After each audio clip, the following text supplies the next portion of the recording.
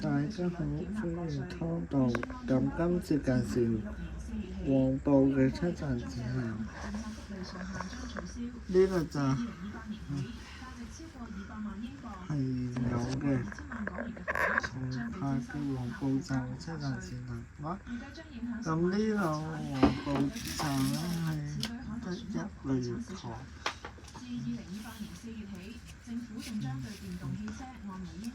2023年11月啦。一打開個電子版黃埔站嘅街道圖咧，係觀塘線最後一個站啦。呢個站係目標要76個，之後揾翻地標嘅位置啦。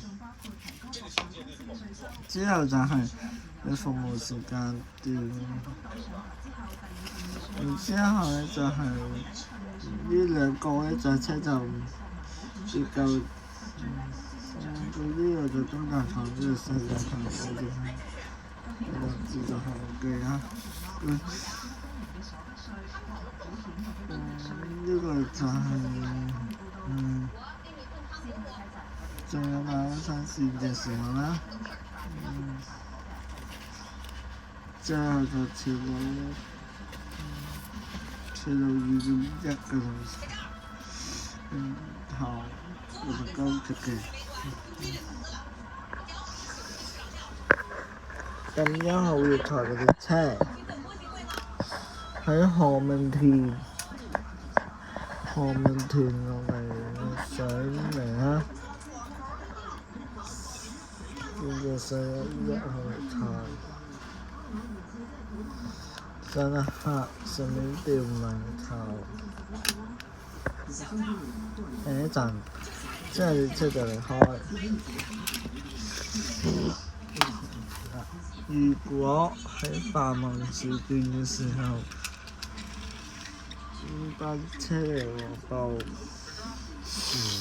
咁呢一班呢就係就站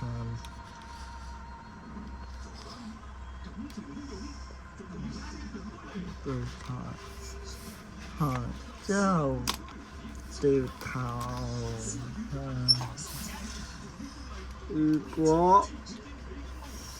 好，跟住話呢就係用嘅。咁如果呢個係道街啦，有啲車入咗嚟咧，呢個車咧就會即刻就掉頭。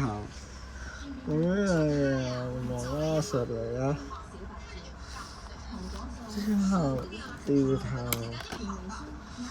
上下即係掉頭翻嚟，掉頭咧就咁樣，係咁好啦。咁呢次黃埔站嘅車站指南介紹喺度。咁下一集介紹佐敦，咁下一日就會總結觀塘線嘅車站指南。咁聽日總結呢條線，今日係觀塘線嘅最後一集啦。咁好啦，咁今次介紹完呢度，下集再見啦，拜拜。